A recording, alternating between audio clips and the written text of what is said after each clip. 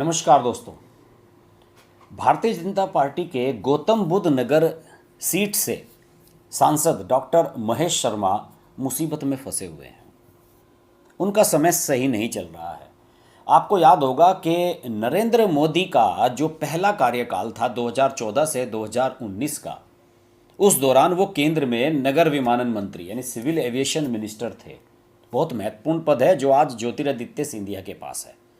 और महेश शर्मा को नरेंद्र मोदी की कोर टीम का सदस्य माना जाता था। लेकिन गौतम बुद्ध नगर जिले की राजनीति, आपको बता दो गौतम बुद्ध नगर के बारे में जो नहीं जानते, जो नोएडा और आसपास का जो इलाका है, इसमें बुलंदशहर जिले का भी कुछ हिस्सा लगता है, इसको मिलाकर गौतम बुद्ध नगर सीट बनी हुई है। यहाँ पर जो राजनीति है पार्टी के अंदर बीजेपी में, वो महेश शर्मा को पीछे की तरफ धकेल रही है।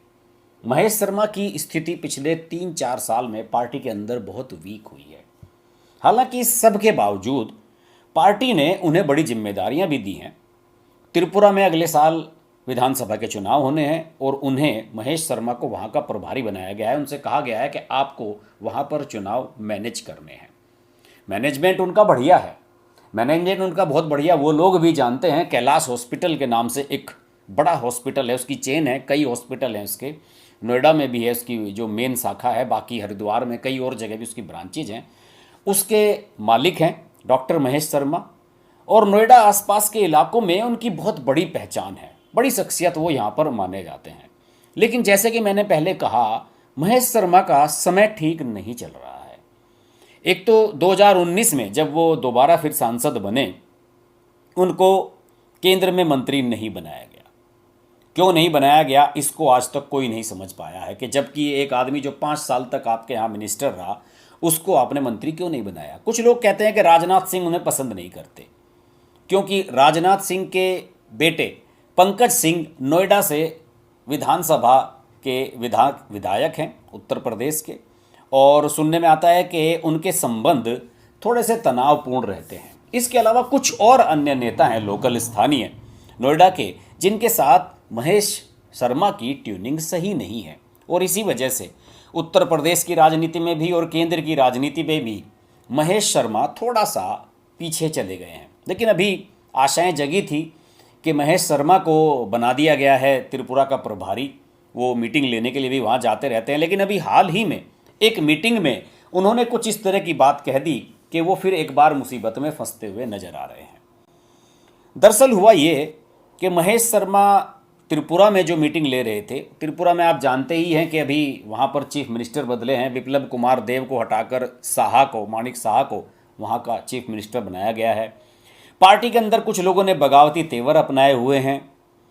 उन तेवरों के बारे में महेश शर्मा ने राष्ट्रीय नेतृत्व के कुछ नेताओं से बात की। आपको पता ही है कि समय समय पर जो संसदीय बोर्ड है और जो पार्टी की टॉप बॉडीज़ हैं, उनकी मीटिंग्स होती रहती हैं। उन्होंने केंद्रीय नेतृत्व को इससे अवगत कराया और ये बताया उन्हें कि साहब वहाँ पर कुछ नेता बगावती हो रहे हैं त्रिपुरा में, और इसकी वजह से हमें अगले साल होने वाले चुनाव में दिक्कतें आ सकती हैं। तो पार्टी के एक शीर्ष नेता से, नाम मैं डिस्क्लोज नहीं करूँगा, हालांकि मुझे पता है उनका नाम, पार्टी के एक शीर्ष नेता ने महेश शर्मा से ये कहा कि भाई जाकर उन्हें ये समझाओ मीटिंग में कि बीजेपी में जो बागी हो जाते हैं उनका कोई फ्यूचर नहीं है। और अगर किसी को समझ में नहीं आ रहा है तो उन्हें हिंदी में समझा दो कि गुजरात के पूर्व मुख्यमंत्री शंकर सिंह वघेला, जो कभी बीजेपी का फेस हुआ करते थे, उनसे सबक ले लें। और अगर उनसे भी सबक नहीं लेना चाहते तो उमा भारती से सबक ले लें, जिन्होंने केंद्रीय नेतृत्व के खिलाफ आवाज़ उठाई थी, खासतौर से नरेंद्र मोदी और अमित शाह के खिलाफ, और आज उमा भारती कहीं नहीं है। तो महेश शर्मा से कहा गया कि आप ये मैसेज कन्वे कर दें वहाँ पर जाकर त्रिपुरा की बॉडी के जो नेता हैं वहाँ के। और अभी बताया जाता है कि 2-3 दिन पहले महेश शर्मा त्रिपुरा गए, क्योंकि आपको याद होगा कि रविवार को त्रिपुरा के दौरे पर प्रधानमंत्री भी गए थे और उससे पहले तैयारियों के सिलसिले में महेश शर्मा वहाँ पर पहुँचे हुए थे। तो उन्होंने वहाँ के त्रिपुरा के नेताओं की मीटिंग ली, उनसे बातचीत हुई और उन्होंने उन सब नेताओं से ये कहा कि भाई आप सब लोग देखिए, ये बगावत वाली बात भूल जाइए और पार्टी हाईकमान जो फैसला लेगी वही सही है।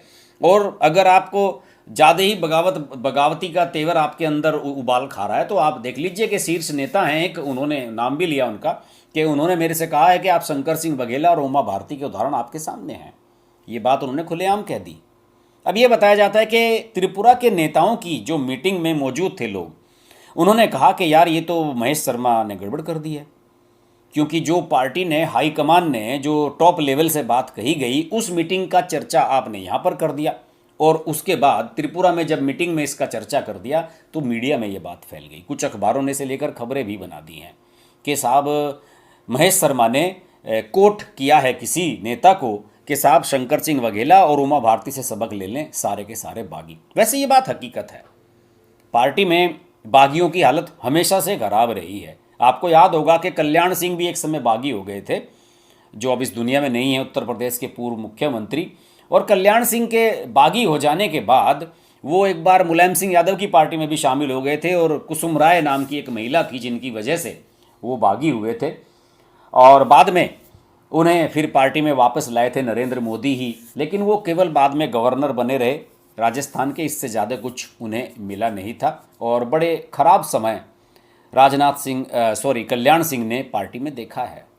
तो ऐसी परिस्थिति में महेश शर्मा के सामने बड़ी दिक्कतें सामने खड़ी हो रही हैं। बताया जाता है कि ये बात हाईकमान तक पहुंच गई है कि महेश शर्मा ने ये कॉन्फिडेंशियल बात जो अनऑफिशियली कही गई थी उनसे, उन्होंने किसी नेता का नाम लेकर ऑफिशियली त्रिपुरा की मीटिंग में जाकर कह दी। तो महेश शर्मा को बड़ी दिक्कतों का सामना करना पड़ रहा है। महेश शर्मा पिछले दिनों एक और मुसीबत में भी फंसे थे। आपको याद होगा कि नोएडा की एक सोसाइटी में श्रीकांत त्यागी नामक एक व्यक्ति का, एक बीजेपी नेता का एक महिला के साथ बहस हुई थी पेड़ पौधे लगाने को लेकर, और बहुत मीडिया में खबरें हुई थी। उस श्रीकांत त्यागी नामक व्यक्ति ने, जो बीजेपी का नेता है, उसने उस महिला को बहुत गालियाँ वालियाँ दी थी, बहुत वीडियो वायरल हुआ था, खबरें चली थी चैनल्स पर। उस पूरे प्रकरण में महेश शर्मा ने सोसाइटी के लोगों का फेवर लिया था, और श्रीकांत त्यागी को बाद में अरेस्ट भी किया गया था। बाद में त्यागी समाज ने महेश शर्मा का बहिष्कार शुरू कर दिया था, और फिर बाद में महेश शर्मा का एक ऑडियो भी वायरल हुआ था कि वो त्यागी समाज के एक नेता से गिड़गिड़ा कर कह रहे हैं कि भाई मेरा इरादा ये नहीं था, मैं तो ये कर रहा था, वो कर रहा था, अपनी सफाई दे रहे थे। तो महेश शर्मा बहुत वीक परिस्थिति में पड़ गए थे उसमें। और बाद में ये भी हुआ कि इस प्रकरण का परिणाम ये हुआ कि श्रीकांत त्यागी ने अभी हाल ही में जो उत्तर प्रदेश में खतौली विधानसभा का उपचुनाव हुआ, जिसे बीजेपी हारी है 22,000 वोटों से, उसमें त्यागी समाज के बीच जाकर बीजेपी के खिलाफ कैंपेन किया। और ये सब महेश शर्मा की वजह से हुआ, क्योंकि महेश शर्मा ने श्रीकांत त्यागी के खिलाफ पुलिस को फोर्स किया था कि आप तत्काल एक्शन लें। तो हो सकता है कि आने वाले समय में 2024 के जब लोकसभा चुनाव आएँ तो महेश शर्मा का टिकट कटवाने के लिए भी पार्टी में बहुत सारे लोग तैयार खड़े हों। हालांकि महेश शर्मा 3 बार चुनाव लड़ चुके हैं, इससे पहले 1 बार चुनाव हारे भी थे, वो 2 बार से लगातार चुनाव जीत रहे हैं। तो महेश शर्मा के सामने चुनौतीपूर्ण समय है। अब चूंकि त्रिपुरा का विधानसभा चुनाव आ रहा है, और अगर विधानसभा चुनाव में नतीजे अच्छे नहीं आए तो निश्चित रूप से महेश शर्मा के नंबर पार्टी में और ज़्यादा कम होने वाले हैं। वैसे पार्टी के पास ब्राह्मण नेताओं की कमी है टॉप लेवल पर। हो सकता है कि महेश शर्मा बचे रहें फिर भी। और वैसे भी गौतम बुद्ध नगर इलाके में, नोएडा में, दिल्ली के आसपास जो एनसीआर का इलाका है, तो वहाँ पर महेश शर्मा को लोग मानते हैं, और बीजेपी के लिहाज से ये सीट काफ़ी सुरक्षित भी मानी जाती है। भारी अंतर से वो चुनाव यहाँ पर जीतते रहे हैं। लेकिन फिलहाल त्रिपुरा में जो मीटिंग में उन्होंने बात कह दी है, उसकी वजह से तो वो मुश्किल में फंस गए हैं। देखते हैं महेश शर्मा इस मुश्किल से निकल पाते हैं या नहीं।